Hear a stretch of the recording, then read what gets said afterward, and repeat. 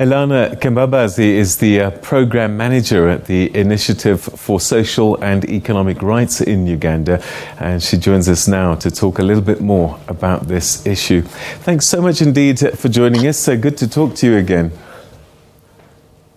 Yes, it's good to be back. All right, so how significant is this decision? Because that region is, particularly the borders for the DRC and its many countries, has always been a challenge. I suppose this is quite precedent-setting in a way. What are your first thoughts about this decision by the ICJ? I think it's very precedent-setting. I think we've known, because the decision has been out for a while, about the fact that, even in the context of armed conflict, there is certain law that must be followed, that you must respect human rights. But I think now that there is a monetary figure to it, it definitely is a caution. Remember, Uganda right now has been carrying out operations in the DRC since last year in a bid to control the ADF. And very similar to what happened. So now it's gone in with the consent of the DRC, but you could argue that even in this particular, at the time it went in, it had the consent. But then it got there, it overstayed its welcome, but it also plundered. From a human rights perspective, it's really important that when nations do violate these rights, that they are made to pay. On the other hand, this is a lot of money. I know that many will say that the DRC definitely wanted billions and has gotten a lot less. But if you convert this 325 million to Uganda shillings, it's about it's over 1 billion, right? And they're talking about paying 65 million per year for 5 years. We're in the middle of a pandemic where our spending, the government has been focusing on really cutting down costs so that we can have more money for health, social protection. So, of course, this is an additional expenditure that the government will have to look money for. And ultimately, ordinary Ugandans are going to have to pay, because if you do pay this money, some things have to be put on the cutting block, right, for you to meet these payments. And usually it's social services like health or education.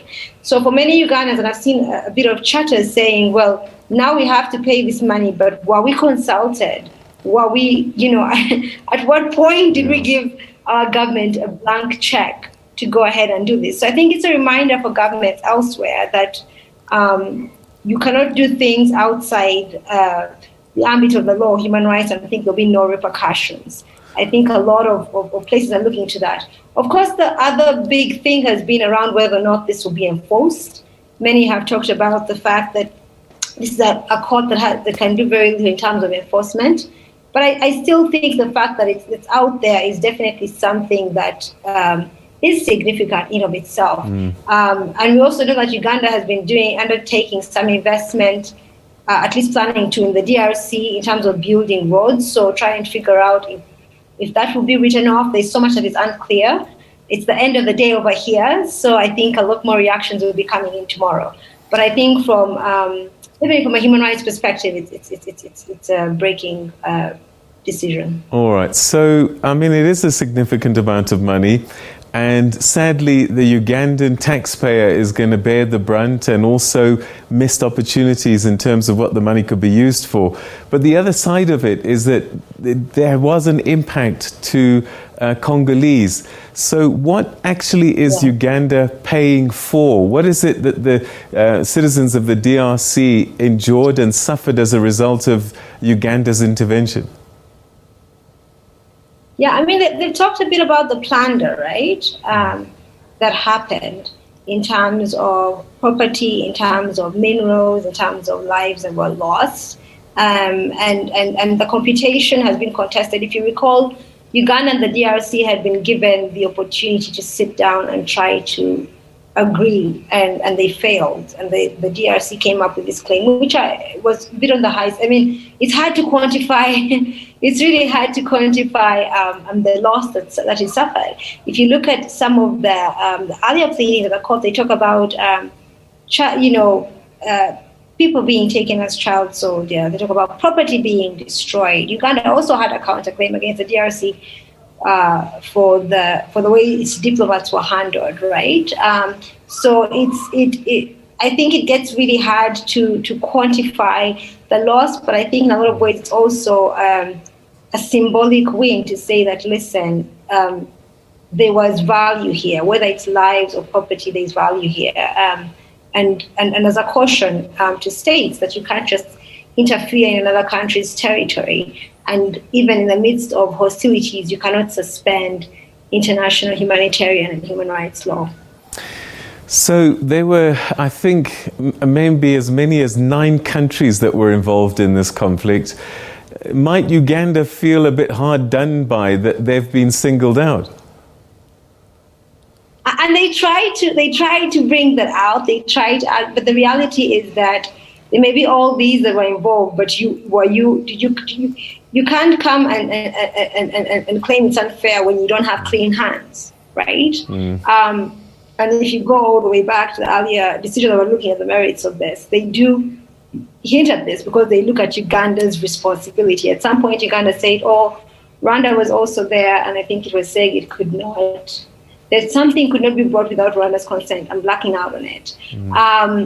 But the reality is you were there. And one of the things the court pointed out that we also all knew was that, particularly when it came to the plunder, that high-ranking officials benefited from this, from the minerals and other things that were plundered from there. And they could not, the UPDF being an entity, an organ of the state could not remove itself from that. So it would be very difficult. I think they are, of course, definitely other, I'm sure, political considerations that came into play when thinking about Houthi and so forth. But the reality is Uganda did plunder, and there were human rights violations perpetrated by sometimes even the highest officials within the military.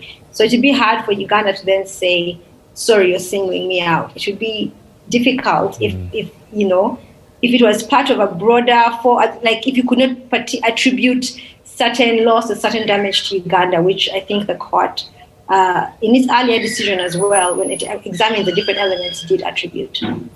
Has Kampala ever acknowledged any wrongdoing? Kampala is interesting right now. It's a hot spot right now. There are all kind of. It's rare that it explicitly acknowledges things. Yeah. Right now, it's under the court for torture, and it does not acknowledge that there's torture, even though that's been the talk the last couple of days. Uganda has often maintained that it had to go there to defend national interests, to really bring stability to the region. And again, these are similar arguments we're seeing right now.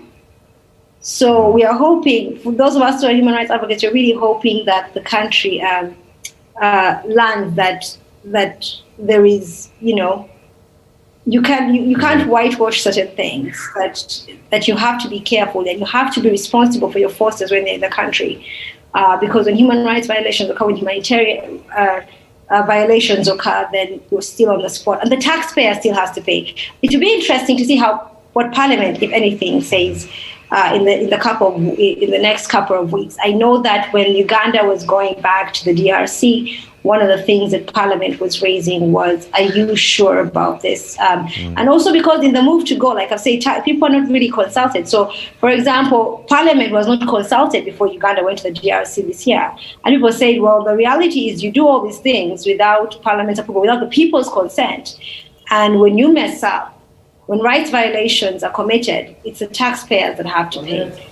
So I think it's definitely going to change the level of scrutiny that is being afforded with this latest campaign against the ADF to avoid similar mistakes. Okay, perhaps as we conclude, this case is decades old. What's been happening in the interim? And do you think that this decision is going to change the game? Because we know to the east of the DRC, conflict continues and people continue to bear the brunt of it. I don't know. I think it may make states more cautious in terms of how they conduct themselves, in terms of making sure they have certain approvals, right? So if you look at what's happening right now with the DRC, they talked about it as a joint operation. The DRC hasn't used that language, but Uganda used that language. I think, trying to kind of shield itself. And you're right. The reality is that how much does it change for the actual victims on the ground? And that is something that I think is broader than this case. You could argue about international human rights law, that when you do order certain remedies, that does it actually make a difference for the victims on the ground? But I think if at the moment, for one, I think the value of the fact that this cannot be denied, that we cannot pretend it was something else. We've actually been held responsible for rights violations. I think is also a thing that can be validating, just in terms of making sure that their lived horrific experiences cannot be denied in the future. Until, like I've said, serving the cautionary tale. I guess time will tell if it does have an impact on that. I think the East Africa region as a whole, just there's a lot more to be worked on. Yeah. Allana Kembabazi, thank you so much indeed. Great talking to you. Your insights greatly appreciated. Thanks for your time. No problem. Thank you. Thank Bye. you. All right, so that's Allana Kembabazi talking to us about this $325 million that Uganda has to pay to the DRC because of the incursions that took place. And this case has been running for decades, but there it is, and they have to pay over the next 4 years, something like $65 million each year, which is quite a chunk of change in the Ugandan budget.